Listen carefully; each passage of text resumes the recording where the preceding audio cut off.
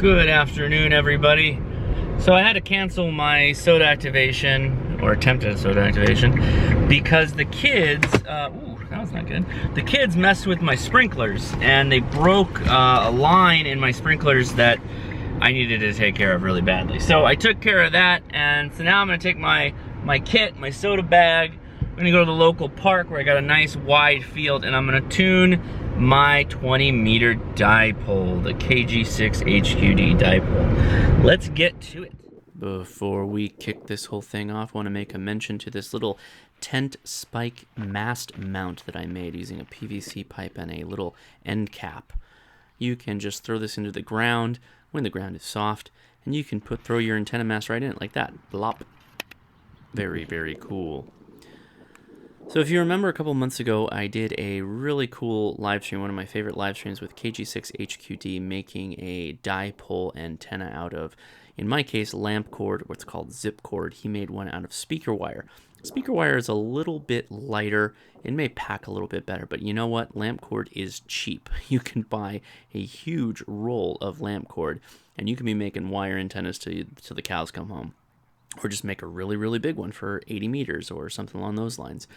So it folds up pretty nicely in my pack, and I figure eight it folded over, and it weighs very little. As far as soda goes, this is a really nice way to go. But basically, stretch the legs out. I have a linesman knot at the feed point, I guess you'd call it, right where the connector is for the mast. Basically, at that point, stretch everything out. That line that I'm stretching out right now is your feed line. This is basically functioning as a ladder line. This will connect to a BNC connector that you will see later in the video. But yeah, pretty straightforward. You got three ends. You got your feed line, and then you got the two legs of the dipole that are tied off at a lineman's knot so that you don't strip it any further. So this is all locked into place. The lines are all centered, so you don't have to worry about that. I'm doing a little bit of last minute work here, stripping off some of the ends of the feed line, which you can do beforehand or you can do it out in the field. It's a easy antenna, it's a very easy project, and it is a ton of fun and performs very well. It's worth pointing out that the ends of this inverted V configured dipole will connect to tent stakes via Dyneema line, a extremely lightweight tent line that has kind of a memory to it. So when you tie, like in this case, a sheet bend that I'm tying right now, it holds on really, really tightly. Great for guy lying, really, really nice stuff. A little expensive, but good stuff. This would be the time you'd want to put some whip grease on that dipole too if you're planning to do so.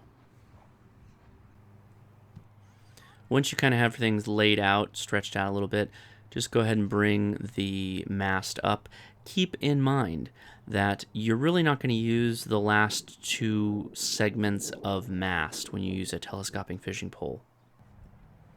Because what happens is it's going to bend one side or the other, and even when you get it all centered, once you just start pulling on that feed line, it's going to pull down towards you. So use as much rigid end of that mast as you can. Buy a longer mast, and then do not use the smallest segments. What you'll basically do is you'll attach your eyelet to the smallest, and then you'll just keep those folded into the larger segments. That'll add rigidity, and then you can just hoist the mast up. You'll kind of know when you get to the sweet spot because it won't fold over as much. I've got my little pack seat, and I've got my Zaiju X5105 in that hydration pack there. This is what I take out in the field. I did a video on this. If you'd like to watch that, the link will be in the description. Very lightweight seat. I believe that is under 2 pounds for this. I keep thinking I'm going to kill myself on that thing and break it, but it has survived a couple of soda activations, and I've used it camping multiple times. And while it is not the most feature-rich seat, it is actually very comfortable. No cup holders, but it is really comfortable if you're sitting out operating radio or sitting by the fireside. So I am a big fan.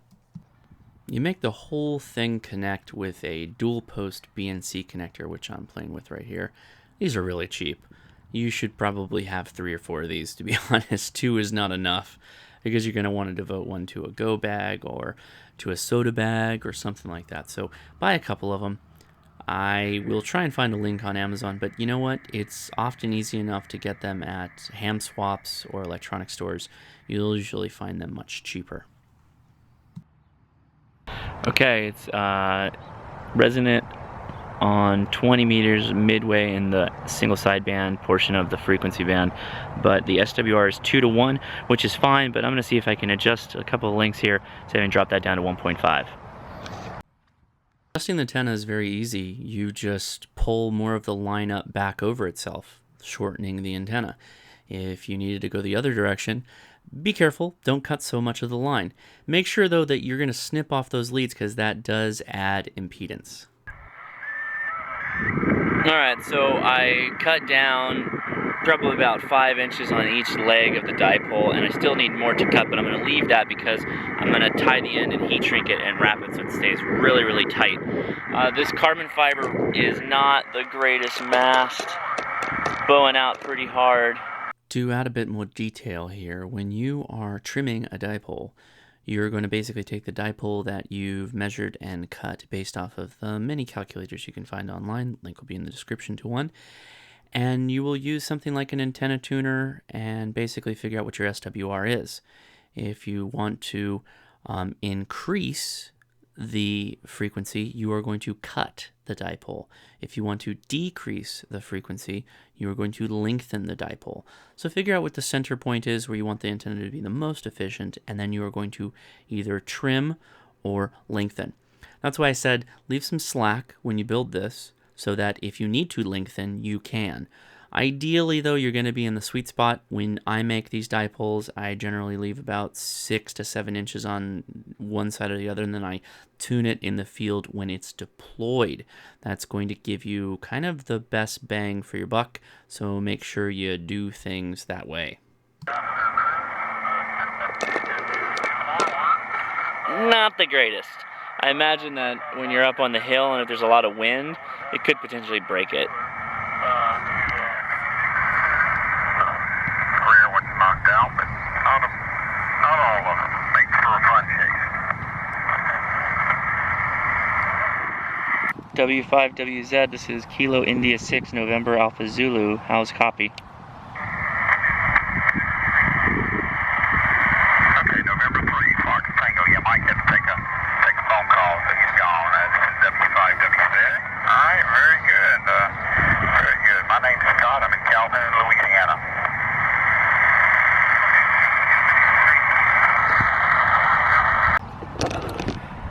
Alright, band conditions are pretty awful, so I'm not going to try and get any more CQs going or make a QSO. I have a feeling this is fine. It's tuned, it's 1 to 1, it's almost a perfect match. It's fun. It's going to be fine. Just go up on the mountain, let's do it. So anyway, look forward to that video as well.